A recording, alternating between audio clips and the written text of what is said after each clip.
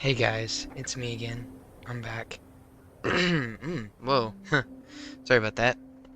Lost my voice right as I was doing the intro. Had to clear my throat there. Um, Hi. I'm back again. Doing some more Minecraft.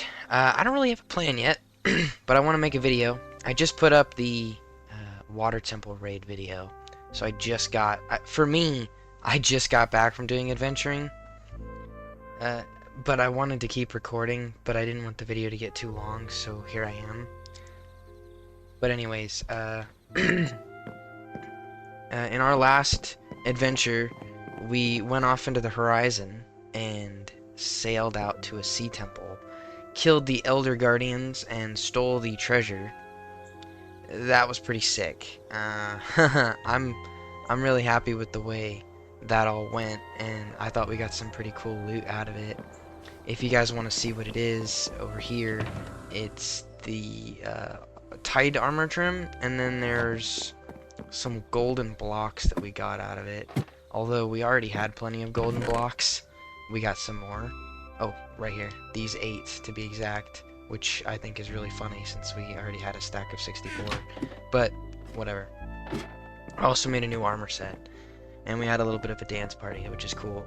For this episode, I still feel weird calling it episodes. It makes me feel like I'm being cringe, but I don't really care what other people think, so I should probably stop overthinking it. I don't think I've showed this off much yet, but I want to show you guys something I've been working on. So if we come out here, as you can see, this whole area is lit up with glowstone, and no monsters. I shouldn't say no mobs, because there's literally a wandering trader right there. But no monsters spawn here. None of them can get inside, except the occasional Enderman, but as long as you don't look them in the eyes, they leave you alone. This whole area I have cleared out. I chopped down all the trees and made it safe. There's a lodestone that I have a compass attached to so that I can always get my way home. That way I don't need to constantly have coordinates on the top left. Over here I also built an automated tree cutter. So if you put saplings in this and then switch this on, it plants the sapling, and then if you flick this on, it cuts it down. And then I have a whole chest full of saplings here. This is all from the stuff I chopped down, all the trees.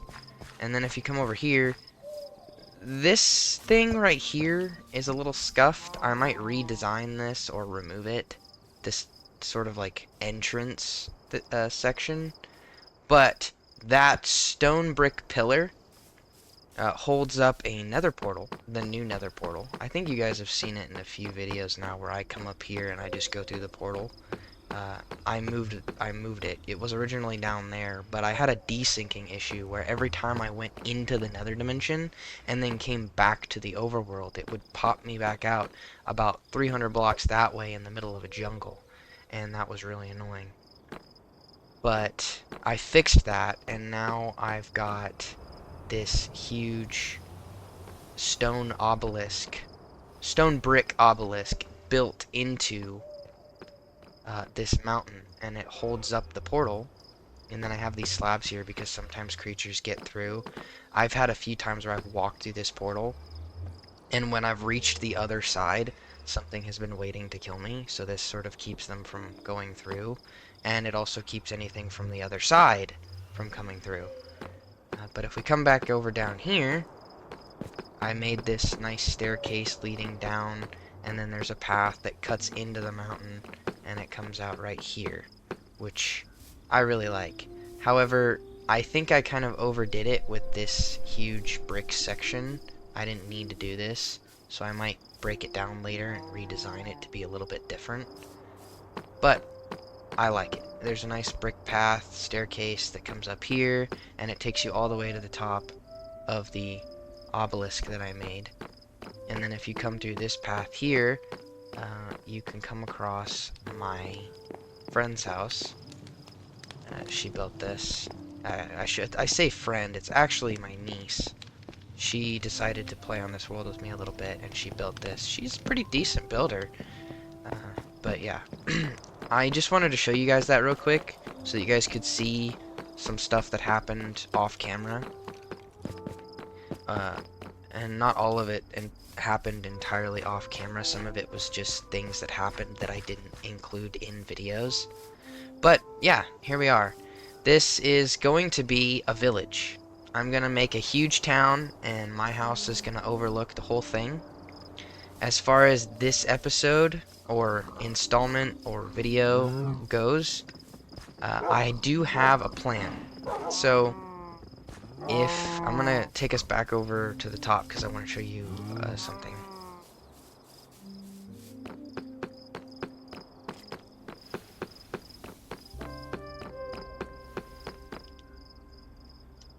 Okay, if you look over there, there's a house.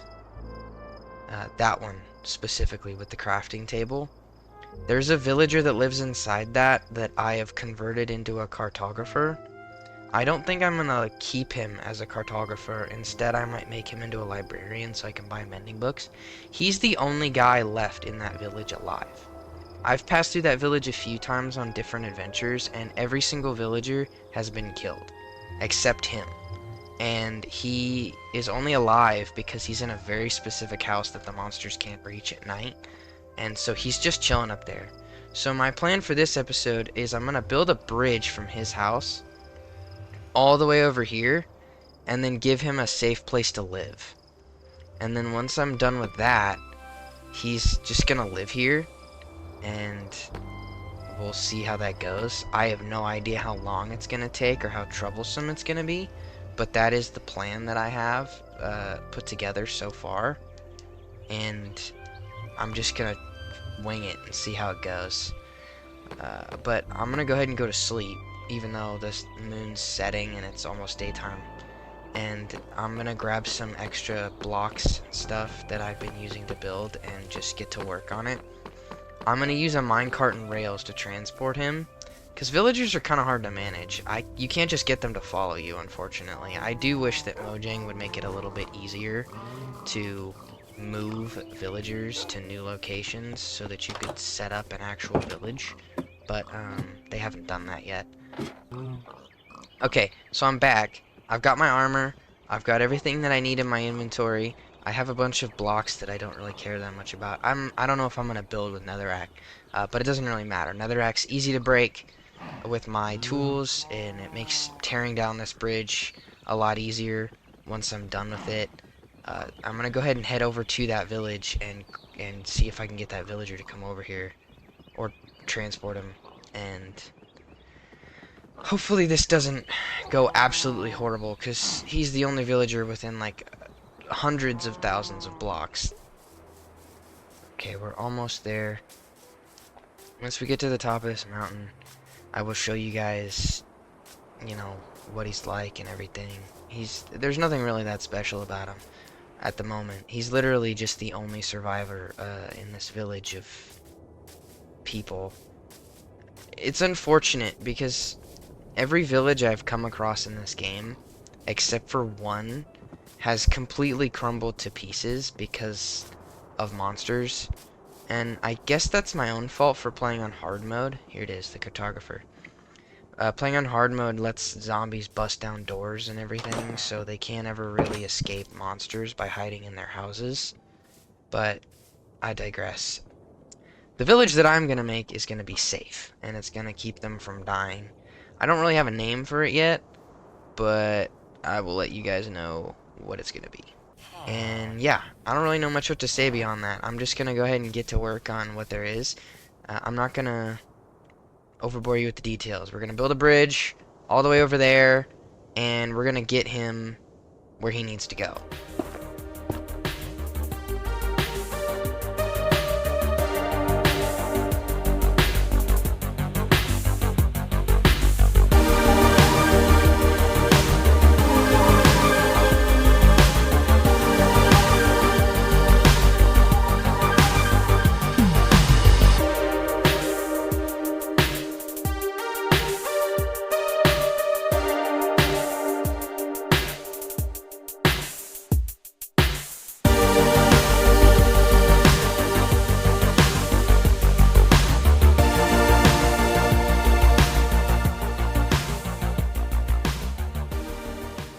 Okay, so I've got this little box set up that he can stay in until I have him a proper house. And then I've got the bridge work laid down. All I need to do is get the track and then get him in the minecart. It is becoming a nighttime, but I'm not going to sleep till day. I'm just going to keep working on the track, and it'll probably be daytime by the time I'm done laying it, and then I can transfer him. I'm not moving him at night. I think that's a terrible idea. I do not want him to fall and then possibly get eaten. That is, of course, if he manages to land in the water. If he doesn't, he's definitely dead, but it doesn't really matter.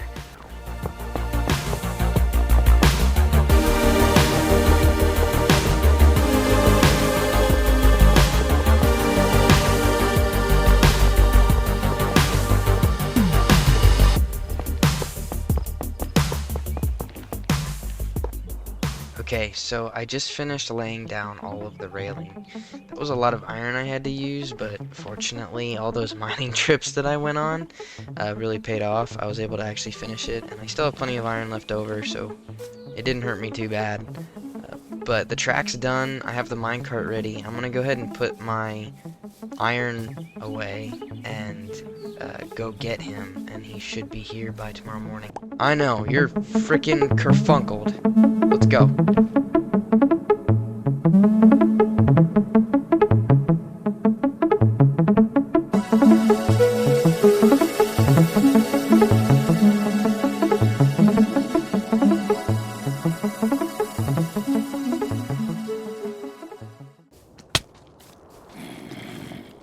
Hold on, I'm getting jumped.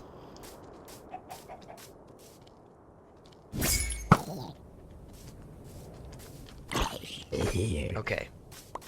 I had to chop down a lot of oak trees and a lot of birch trees to build with, to clear the land off so I could build on it. But when I did that, it caused a lot of apples to fall on the ground from the leaves of the trees. So I just have an abundance of apples now.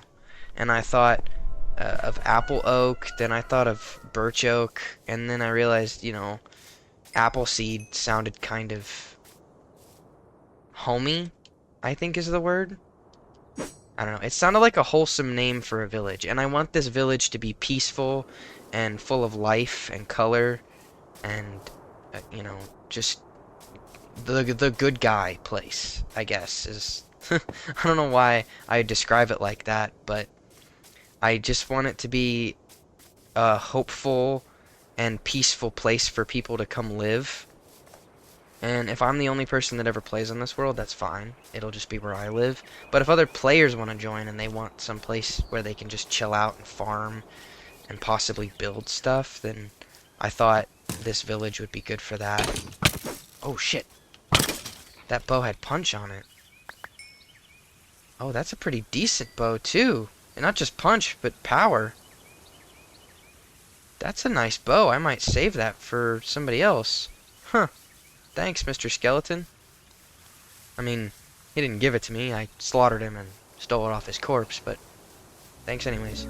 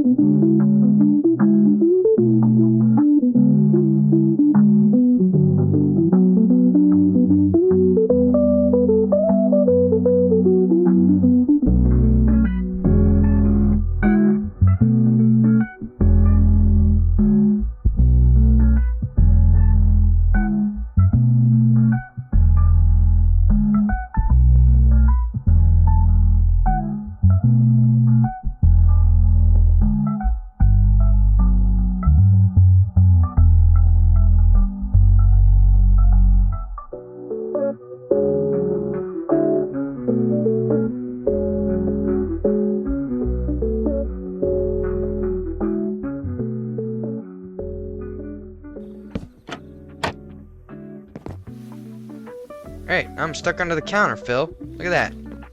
Okay, everything's set up with Phil now. I had to cut some stuff out.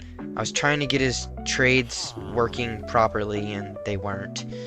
And I eventually figured out what the problem was. He was just being a bitch. But I digress. Phil is now with us in the village of Appleseed. Love that name. He has a home. He has a bed upstairs. It's a nice, well-lit house. It has a decent design. It's homey. It's cozy. It's cool-looking. I mean, come on, look at this. This is a cool-looking house, alright? I'm very proud of myself. And I like that roof design that I did. Although I might take off those end pieces. Other than that, I like it. Oh, I forgot to put the railing down.